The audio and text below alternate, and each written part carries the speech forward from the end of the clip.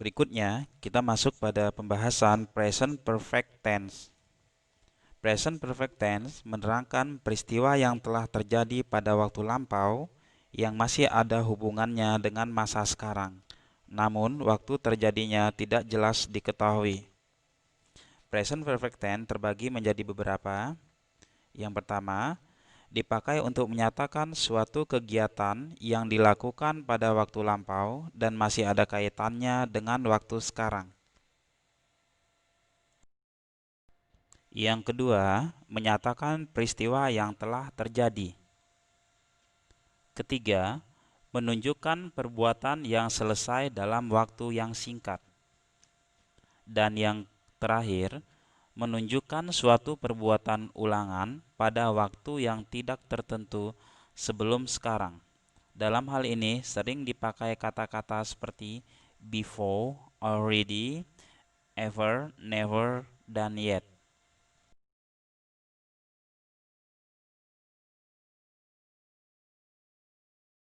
Kemudian kita masuk pada rumus present perfect tense. Rumusnya adalah subject plus have plus past participle plus keterangan waktu. Past participle adalah bentuk kata kerja yang telah dilakukan. Subjek I, we, you, dan they menggunakan have. Dan untuk subjek he, she, dan it menggunakan has.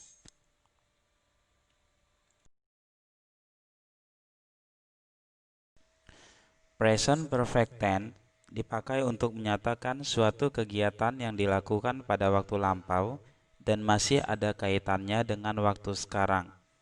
Misalnya, untuk kalimat positif, she has taught English since 5 years ago. Dia telah mengajar bahasa Inggris sejak 5 tahun yang lalu. She sebagai subjek, has, dan taught sebagai past participle atau kata kerja bentuk ketiga, since 5 years ago sebagai keterangan waktu.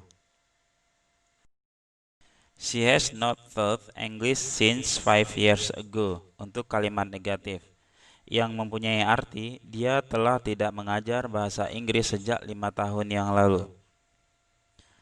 Terdapat penambahan not setelah has. Dan untuk kalimat interrogatif, has she taught English since 5 years ago, yang mempunyai arti apakah dia telah mengajar bahasa Inggris sejak 5 tahun yang lalu. Untuk kalimat interrogatif atau kalimat pertanyaan, has diletakkan sebelum subjek. Contoh berikutnya dengan menggunakan subjek I.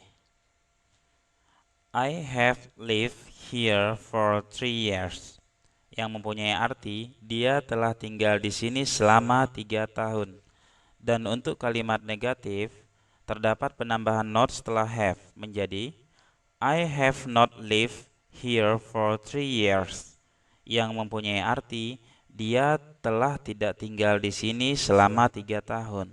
Dan untuk kalimat tanya atau kalimat interrogatif, have I lived here for 3 years? Apakah saya telah tinggal di sini selama 3 tahun?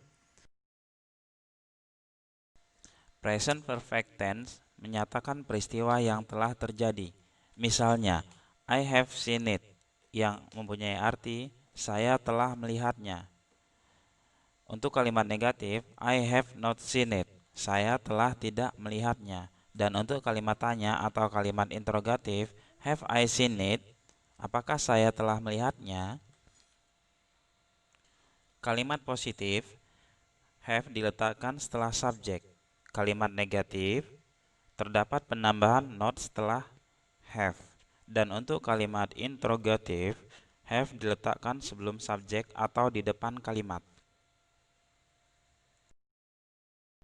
Contoh berikutnya, untuk kalimat positif, I have swum, yang mempunyai arti saya telah berenang. Have diletakkan setelah subjek, dan swam adalah past participle atau bentuk ketiga dari swim, yang mempunyai arti berenang. Untuk kalimat negatif, I have not swum, terdapat penambahan not setelah have yang mempunyai arti saya telah tidak berenang. Untuk kalimat interrogatif atau kalimat tanya, have diletakkan sebelum subjek menjadi have I swam yang mempunyai arti apakah saya telah berenang. Present perfect tense menunjukkan perbuatan yang selesai dalam waktu yang singkat. Dalam hal ini sering dipakai kata seperti at last, finally, just, recently. Misalnya, the time has at last arrived. Akhirnya telah tiba waktunya. Finally, she has started to sing. Akhirnya ia mulai bernyanyi. Contoh berikutnya, I have just spoken to him. Saya baru saja berbicara dengannya. I have seen him recently. Akhirnya ia mulai bernyanyi.